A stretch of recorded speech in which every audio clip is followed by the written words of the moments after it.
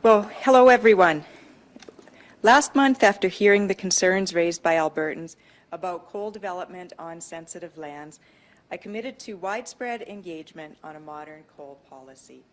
Today, I'm pleased to announce the details about how we will engage with Albertans on this important topic. Public engagement is about having an open conversation, and that dialogue starts today. Over the past few months, I've met with and heard from Albertans in all corners of the province about the future of coal development in Alberta, and I thank everyone who has taken the time to share their thoughts. I myself grew up in rural Alberta, and I know that Albertans have tremendous pride in our beautiful province. I've also learned that Albertans have a wide range of opinions on the development of Alberta's coal resources.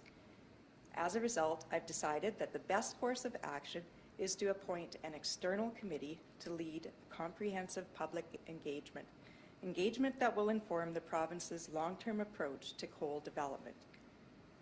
My goal is to ensure that the process is thorough and that it meets the needs of Albertans, and the Coal Policy Committee will do exactly that. Establishing a committee enables our government to develop a modern coal policy for Albertans by Albertans. The panel members each have an array of backgrounds and experience with coal development that will help us ensure the views of all Albertans are heard in this process. The committee will ensure everyone has the opportunity to contribute to how the province will manage our coal resources. I'm happy to have Ron Wallace, the committee chair, here with us today. He is an internationally recognized expert in regulatory policies associated with environmental assessment and monitoring. He was also a permanent member of the National Energy Board. Joining Ron on the committee are Fred Bradley, a former Alberta Minister of Environment to former Premier Peter Lougheed, and MLA for Pincher Creek Crow's Nest. Natalie Charlton, the Executive Director at Hinton District Chamber of Commerce. She has experience advocating for alternative energy resources. Bill Trafford, the President of the Livingstone Landowners Group, which represents landowners and supporters of the Livingstone Porcupine area of Alberta. And Eric North Pagan, who is a small business owner and a member of the Piikani First Nation. I look forward to hearing from them as they carry out engagement. Today, I am also opening an initial online survey that will inform the committee's plans for further engagement. Through the survey, Albertans are invited to share their thoughts about the management of Alberta's coal resources, as well as tell the committee if there is additional information needed to effectively participate in the engagement process. The survey is available online at alberta.ca/coal-engagement, and it will be open until April 19th. We're only starting the conversation today, and I encourage Albertans to see this survey as an icebreaker. Shortly after the survey closes, the committee will be able to share other ways in which they will engage with Albertans. Alongside this public engagement, Alberta's government will also be engaging directly with Indigenous leaders and communities. We recognize the foundational importance of Indigenous communities to the province, and their perspectives must be heard. In fact, I'm reaching out to Indigenous leaders today.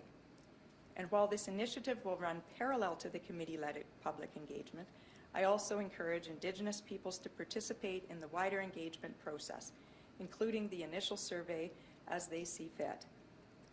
In conclusion, this process will be extensive and will offer various opportunities for Albertans to get involved. The committee will prepare a report that summarizes the perspectives they've heard and provide recommendations about the development of a modern coal policy. That report will be due to me on November 15th. I am confident that this process will ensure that Albertans have a chance to have their voices heard. I'll now hand things over to Ron Wallace, Chair of the Coal Committee, for a few words.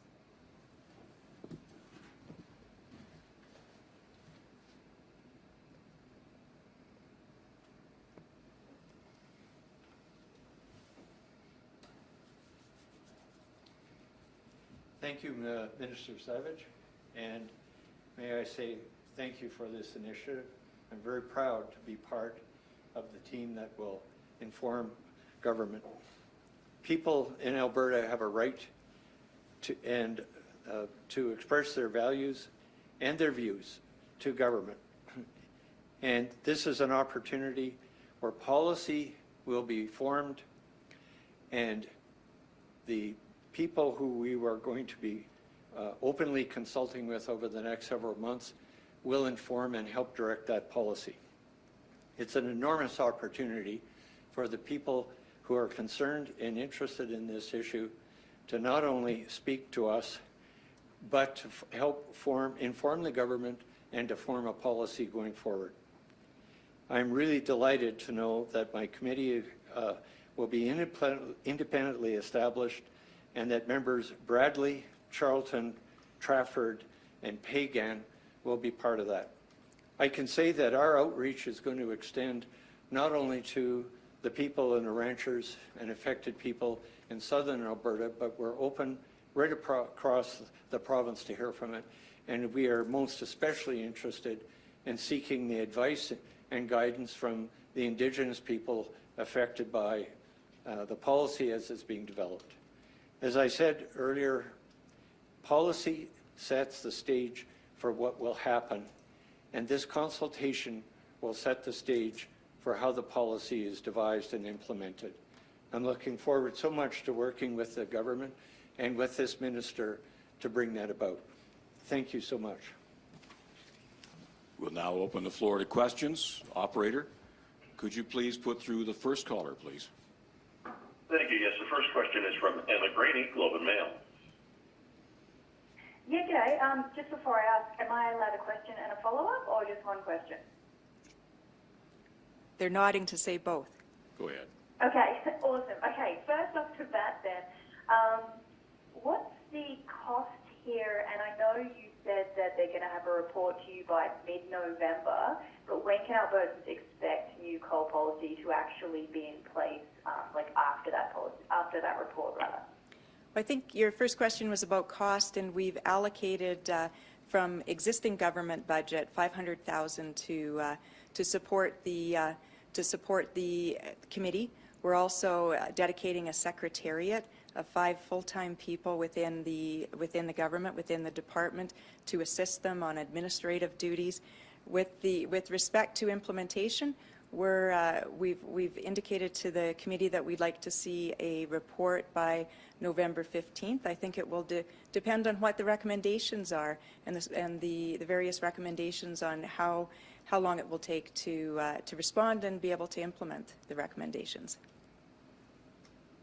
Okay, great. And when, as a follow-up to that, I suppose, the members of the committee here, a couple of things stand out to me. You don't have any environmental groups. I mean, I know you have the landowners group, but you don't have any environmental folks on this. Why not? And also, Natalie Charlton, I'm sure she's extremely qualified, but she's also in Hinton, which is an extremely pro-coal kind of community, given how much it relies on the Vista coal mine there. So can you speak a little bit to those, the lack of environmentalists and why someone from Hinton? Well, I think we've reached out and we've put a broad cross-section of Albertans on the committee, people that have a tremendous wealth of experience in Alberta and understanding Albertans. We don't have anybody from the coal industry on it, and from the environmental community, there's nobody specific, but we do have member Bill Trafford from the Livingstone Landowners group that'll sit on the committee. In addition, we've had I've had a lot of advice from David Luff, who was a former ADM that was in the Lougheed government when the coal policy was established. And while his advice to me hasn't always been very critical of what the government has done, and it's been somewhat tough to listen and take that advice. But I believe that he will potentially be available as an expert advisor to the committee, and I've certainly asked him to. I did ask him to sit on the committee, but time commitments would not allow him to sit on the committee. But we do expect and hope to continue to receive his input, his valuable input, to advise this committee going forward. Operator, can you please put through the next question? Thank you, yes. Audrey Neville, Radio Canada. Hi, Minister. Thank you for taking my question.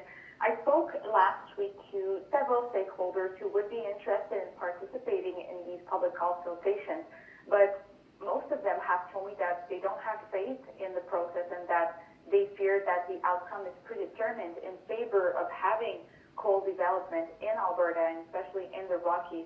So what do you tell them to reassure them that the outcome is not predetermined? Well, it's definitely not a predetermined outcome, and it's out.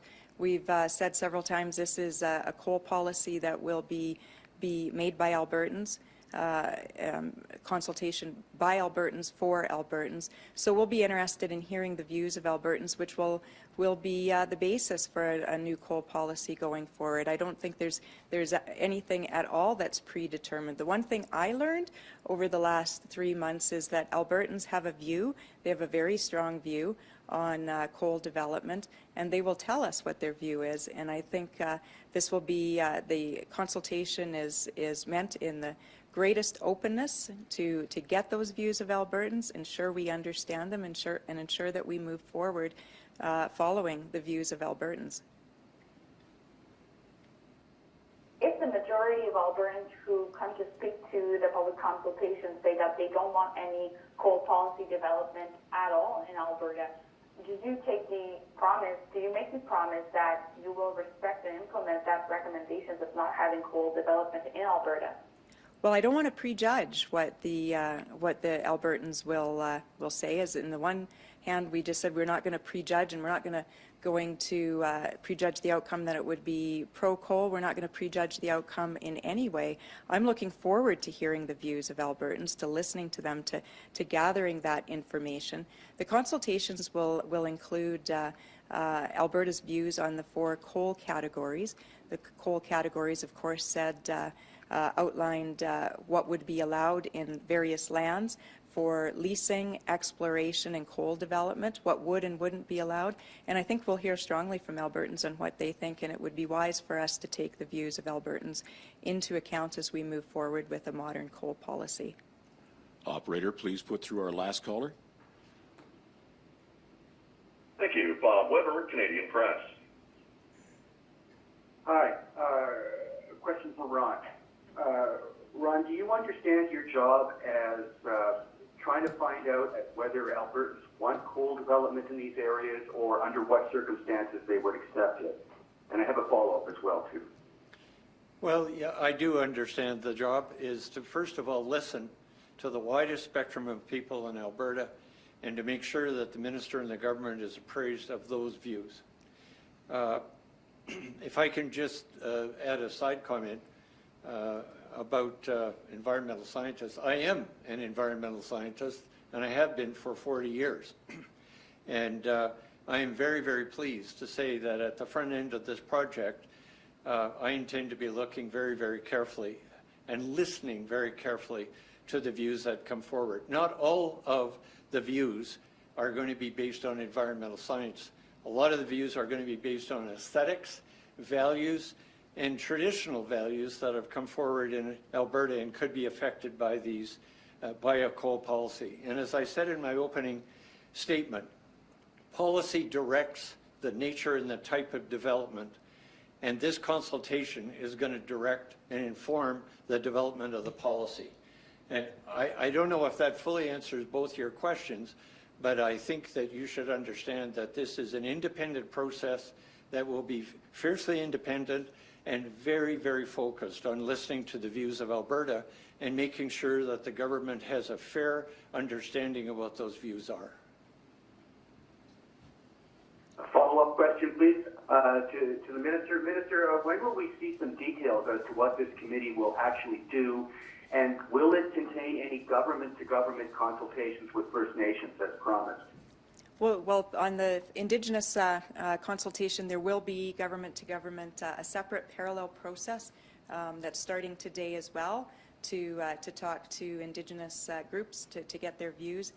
In terms of the process that the committee will follow for engagement, that'll be designed by the committee. The committee will will design that process. Part of being an independent committee will mean they'll design the process, how much engagement and where.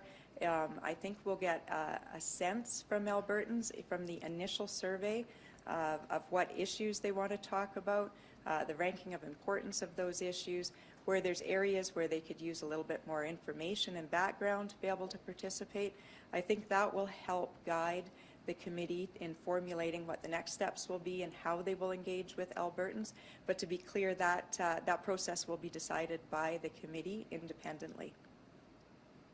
This concludes our event. Thank you very much for joining us.